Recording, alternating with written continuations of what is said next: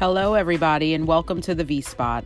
I'm your host, Andrea Mancuso, founder and CEO of Intentional Healing and Wellness. I created this podcast because I believe vulnerability is our true superpower, and I want to promote a safe space where we can come together and engage in conscious and courageous conversations to encourage individual and collective healing. In the V-Spot, we will choose courage over comfort as we speak our truth and pave the way for others to do the same.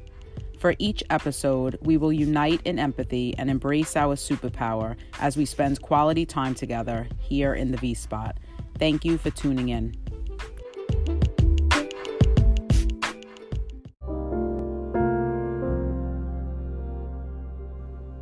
Hello, everyone. I'm Andrea Mancuso, founder and CEO of Intentional Healing and Wellness.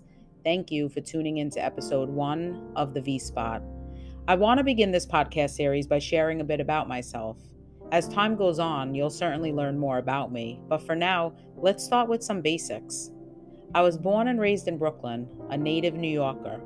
I know, my accent told you that before I did, but as you can see, I can't hide it, and actually, I no longer want to. I'm a proud Brooklyn girl. My fellow New Yorkers know the significance of representing our borough. It's a New York thing. And as the late great Biggie Smalls once said, if you don't know, now you know. So who am I? Such a simple yet complex question to answer. Well, I'm a daughter, a sister, an aunt, a niece, a cousin, a friend. I'm a coach, facilitator, consultant, mental health advocate, school psychologist. I love all things psychology. I love to write, take photographs. I love music. I sometimes communicate in lyrics, as you can see. I went to Bishop Ford High School in the early 90s, a good Catholic girl. Well, not quite. It's amazing they didn't kick me out. I was a real badass back then. Hard to believe, right? It's true, though. I guess a leopard can change their spots after all. I attended St. Francis College. My parents encouraged me to go there, and after a lot of pushback, I finally agreed. Of course, I thought I knew better, but they clearly knew that I needed the convenience of a local college. Wake up, stroll to school, and make my way back home again. Anything more complicated at that time would have ended my story in a very different way. In my sophomore year, weeks before my father died, he knocked on my bedroom door as he always did when he passed by my room. And I responded. My father was in his final days when he entered my room and sat on my bed to have a talk with me that night. He knew I was struggling with his illness and was terrified to lose him. What I now know is that he was terrified too. After a long heart-to-heart, he asked me to promise him that I would finish college and keep going. I didn't even know what keep going meant, but I promised. My father was my best friend, and though I didn't know how I would go on in his absence, I promised him that I would. I graduated from St. Francis with my bachelor's in psychology in 2001, just as I promised, then went on to get a master's degree in therapeutic interventions and a professional diploma in school psychology from Fordham University in 2007. I'm now fulfilling the requirements to be a mental health counselor here in New York. I've been practicing as a school psychologist for the past 14 years.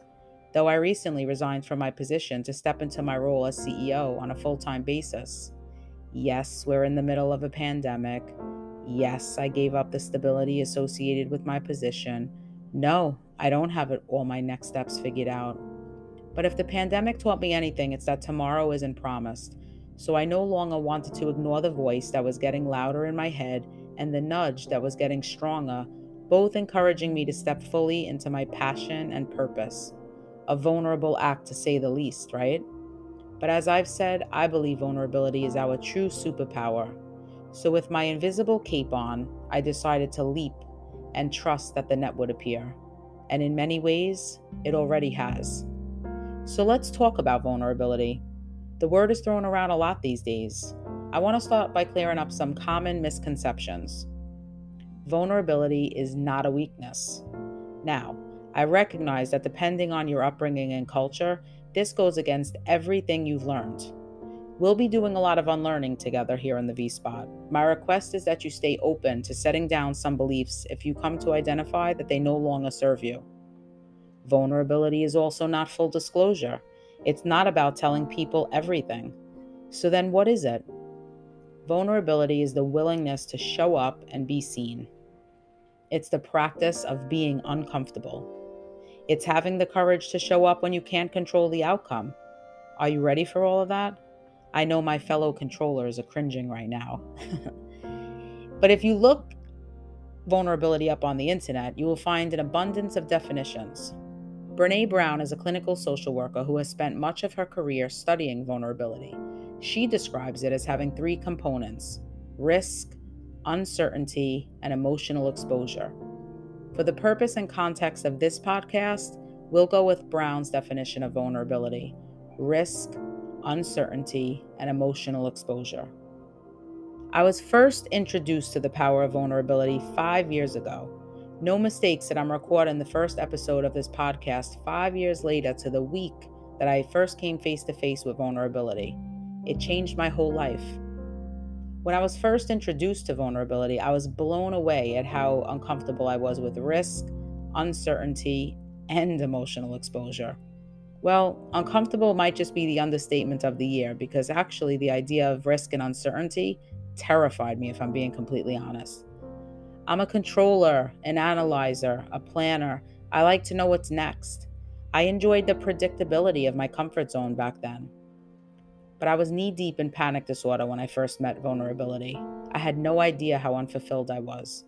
Depressed, anxious, insecure, completely playing it safe. But no magic happens inside of the comfort zone. So needless to say, there was no magic happening in my life at that time. But what landed me in such a space, you might be wondering? Well, a series of hurts, pains, betrayal, trauma, self-destructive behaviors, fear, shame, you name it, it played a role at that time. But I was fed up with my own shit back then. I was hurting in ways that I couldn't even put into words. So I entered into a new contract with the world. I called myself forth in ways that up until then, I didn't have access to. Trusting, vulnerable, courageous. So I vowed to be just that, a trusting, vulnerable, courageous leader. You see, my contract was a different type of commitment. It was a way to rise above my current circumstances, a way of calling myself out, calling myself forth. It was my opportunity to level up, a reminder to get into the arena of my own life. That was August of 2016, and since then, well, I'm absolutely in the arena of my own life, taking consistent risks, facing my fears, allowing myself to be seen, experienced, accepting that I'm not for everyone, embracing my worth, a journey all in itself, realizing my value, owning that I am enough, facing setbacks, catching curveballs. It's been 5 years of intentional healing, 5 years of choosing courage over comfort, 5 years of taking responsibility for my life, 5 years of really looking within, and many times not liking what I see.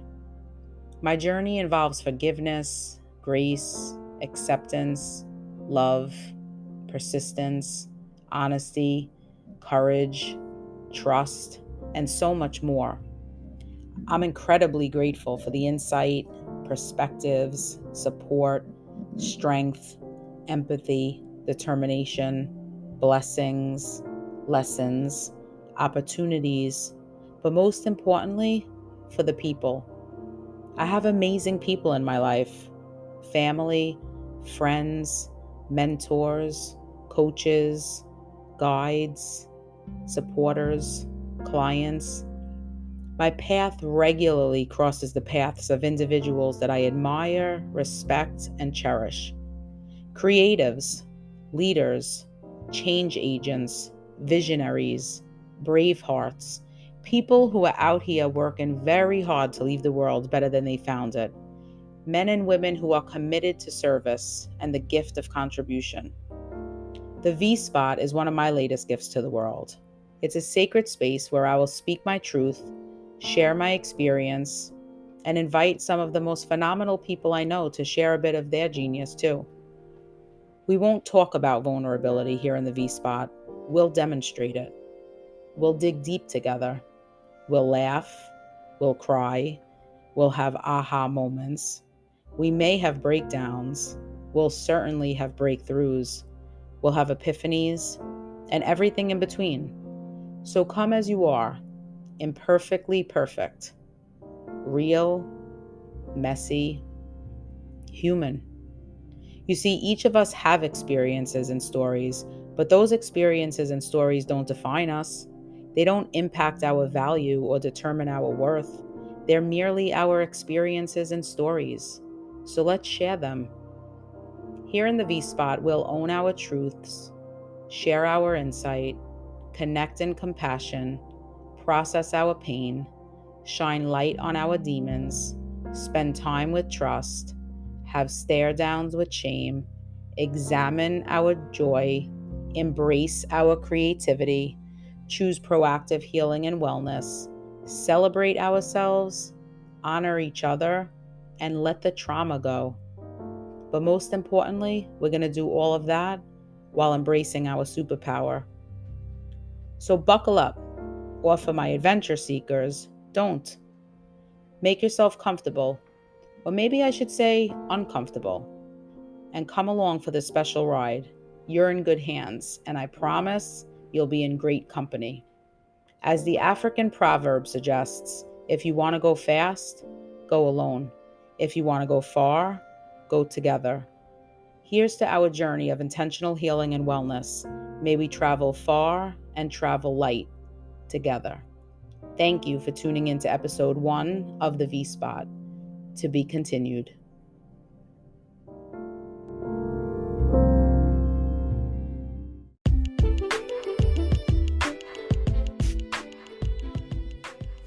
Thank you for spending quality time with me here in the V Spot.